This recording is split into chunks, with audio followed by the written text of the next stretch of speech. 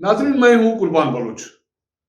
एक मरतबा फिर सूरत हाल ये पैदा हो रही है कि सारा सिस्टम, हुकूमत, मुक़्तदर हल्के एक खातून से डर गए हैं और डर रहे हैं और उसकी ज़बानबंदी के लिए सोच रहे हैं, मुख्तलिफ हरबे किए जा रहे हैं। क्या तारीख अपने आप को दोहरा रही है? ये डिक्टेटर्स का वतीरा रहा था, अब जमहूरी दौर में ये कुछ हो रहा है। क्या डिक्टेटर्स शहीद बेनज़ीर भुट्टो को खामोश कर सके थे, उसकी जबानबंदी कर सके थे? अगर नहीं तो ये सारा तजुर्बा मरियम नवाज के हवाले से क्यों दोहराया जा रहा है? ये दौर भी वो नहीं है और मरियम नवाज भी वो नहीं है जिस दौर में जिया डिक्टेटर के दौर में शहीद बेनज़ीर भुट्टो की सूरत हाल थी। मीडिया बहुत एक पसमंदा दौर से गुजर रहा था। वो उसके बावजूद अगर वो नहीं हो सका तो अब मरियम नवाज कैसे जबानबंदी कर सकती है या उसकी जबानबंदी हो सकती है? लाख कोशिशें करे, लगता तो नहीं है, लेकिन उसके बावजूद हमारा सिस्टम, हमारा निजाम कुछ सीखने के लिए तैयार नहीं है। इस हवाले से मुख्तलिफ नई डेवलपमेंट सामने आ रही है और आने वाला हफ्ता बहुत सारी चीजों के हवाले से, सियासी सूरत हाल के हवाले से एक नए पैगामात के साथ शायद आ रहा है। उसमें मरियम नवाज की जबानबंदी के खिलाफ हिकमत अमली है पीटीएम की तरफ से। चेयरमैन सेनेट के इंतखाबात के हवाले से एक नई हिकमत अमली बनने जा रही है। पीटीएम का इजलास तलब हो गया है सरबराही। आखिर ये चीजें कहां जाके रुकेंगी, इस पे बात करेंगे, इसका जायजा लेंगे। जिन दोस्तों ने मेरा चैनल सब्सक्राइब नहीं किया, इसको सब्सक्राइब करें और अगर नए दोस्त देख रहे हैं तो सब्सक्राइब करें, शेयर करें, वॉच करें। बात हो रही थी मरियम नवाज के जबानबंदी की। तो मौजूदा टेक्नोलॉजी के दौर में, इंफॉर्मेशन के दौर में सारी दुनिया मिली हुई है, एक ग्लोब बन गई है और एक एक चीज विद इन सेकंड सारी दुनिया में पहुंच रही है। क्या मौजूदा हुकूमत, इमरान खान की हुकूमत या उसके जो भी मुक़्तदर हल्के हैं, इसमें कामयाब हो जाएंगे कि मरियम नवाज की जबानबंदी हो? काफी दिनों से हुक्मरानों की कोशिश रही थी, मुख्तलिफ हरबे इस्तेमाल किए गए मरियम नवाज को खामोश करने के लिए, लेकिन सारे हरबे नाकाम गए, बेसूद रहे। तो अब नेब के थ्रू मरियम नवाज की जबानबंदी करने की कोशिश की जा रही है और नेब की तरफ से इंसाफ अदालत में ये दरखास्त दाखिल की गई है। मरियम नवाज अपनी जमानत का गलत फायदा उठा रही है, इसलिए उसकी जमानत कैंसिल की जाए और उसको एक मरतबा फिर जेल भेज दिया जाए। मौजूदा हालात में जब सियासी आतिश फशा फटने को है, पीटीएम की शक्ल में एक इत्तेहाद बन चुका और वो इत्तेहाद इतना ताकतवर है कि इमरान खान, मुक़्तदर हल्के सारे सर पकड़ के बैठ गए हैं कि इस देव को कैसे फेस करें। इन हालात में जब मियां नवाज शरीफ बिल्कुल बहुत तेश में है और वो आखिरी कारी जरब लगाने की सोच रहा है, इस दौर में मरियम नवाज को धमकियां देना कि कुचल के रख देंगे, उसके खिलाफ नाजेबा जबान इस्तेमाल करना और उसके बाद उसकी जबानबंदी की कोशिशें क्या कामयाब हो सकेंगी? अगर नहीं तो ये ऐसी कोशिश क्यों की जा रही है जो नाकाम रहे और मौजूदा हमारे सिस्टम में, हमारी सियासी सूरत हाल में मुल्क के लिए मजीद मुश्किलात पैदा करे?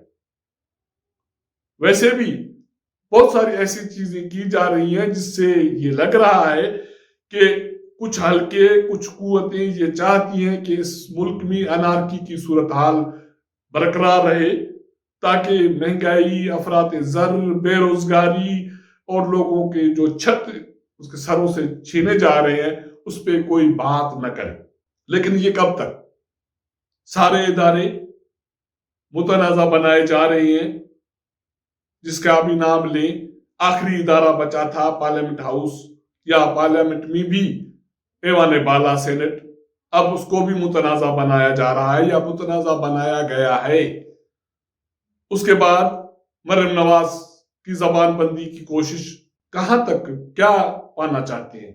کیا اس عوام کا، اس ملک کے لوگوں کا سارے اداروں سے اعتماد اٹھا لینا مقصود ہے تاکہ کل وہ کسی ادارے پہ اعتماد نہ کریں اور اپنے مقاصد حاصل کرنے کے لیے سڑکوں پہ آ جائیں اور کوئی ایسا ادارہ نہ ہو جو ان کی دلداری کر سکے؟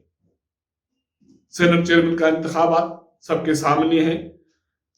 ٹیکنیکلی سید یوسف رضا گیلانی کو ہرایا گیا.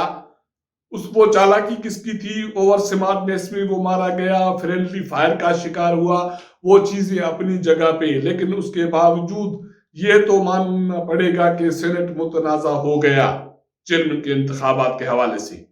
اب اس حوالے سے پی ٹی ایم کا سربراہی اجلاس طلب ہو گیا ہے. 16 مارچ کو مولانا فضل الرحمان نے سربراہی اجلاس طلب کیا ہے. اس سے پہلے مولانا فضل الرحمان، میاں نواز شریف اور آصف زرداری کے درمیان ٹیلی فون رابطہ ہوا ہے اور اس پہ اتفاق کیا گیا ہے کہ ایک تو جو 7 لوگوں نے ووٹ اپنے ضائع کیے، دانستہ یا نادانستہ، ان کا کھوج لگانا ہے. اور دوسری بات یہ ہے کہ صادق سنجرانی کو اب نہیں چھوڑنا، اس کی کامیابی کو عدالت میں چیلنج کرنا ہے. اگر وہاں سے کچھ ریلیف نہیں ملا تو اس کے خلاف عدم اعتماد کی تحریک لانی ہے. اس کا مطلب ہے کہ یہ سینٹ کا فورم بھی اب آرام سے نہیں چلے گا. مولانا فضل الرحمان نے جو اجلاس سربراہی طلب کیا ہے اس میں 2 نکات ہیں، اہم نکات ہیں جس کے حوالے سے فیصلے کیے جائیں گے. ایک تو یہ مریم نواز کا ایشو ہے جس کو دھمکیاں ملی. دوسرا یہ ہے کہ اس کو نیب کی طرف سے اس کی زبان بندی کی کوشش ہے. میاں نواز شریف اس پہ اپنا رد عمل دے چکے ہیں اور سخت رد عمل دے چکے ہیں. یقین جانیے کہ اب نون لیگ مطلب پنجاب، اب پنجاب سے یہ بات ہو رہی ہے کہ اگر مریم نواز کی زبان بندی کی گئی، کوئی زیادتی کی گئی، کوئی ناانصافی کی گئی تو شاید پھر پاکستان کھپے کا نعرہ نہ لگے. بہت خطرناک صورتحال ہے. یہ صورتحال شہید بے نظیر بھٹو کے شہادت کے وقت پیدا ہوئی تھی. اب لیکن وہ اس وقت سندھ سے یہ نعرہ لگنے کی کوشش کی گئی تھی جس کو آصف زرداری نے ناکام بنایا، خاموشی ہو گئی. لیکن اگر یہ نعرہ پنجاب سے لگے تو آپ اندازہ کر سکتے ہیں کہ یہ صورتحال کہاں جا کے رکے گی. تو بہت ساری چیزیں سوچنے کی ضرورت ہے. اب پی ٹی ایم کے سربراہی اجلاس میں میں نے جیسے آپ کو بتایا کہ 2 اہم نکات ہیں. مریم نواز کو دھمکی، کچل دیں گے، مار دیں گے، اور اس کی زبان بندی. اس چیز اگر ایسی صورتحال پیدا ہوتی ہے تو پی ٹی ایم کی حکمت عملی کیا ہوگی؟ کیا لانگ مارچ سے آگے چیز جائے گی؟ دوسری بات یہ ہے، یہ تجویز ہے جو مولانا فضل الرحمان کے تھرو سارے اتحادی جماعتوں کے سربراہان کو بھیج دی گئی ہے کہ اب پارلیمنٹ کو الوداع کیا جائے. اس پہ میں نے صبح بھی ایک بھی اعلان کیا تھا.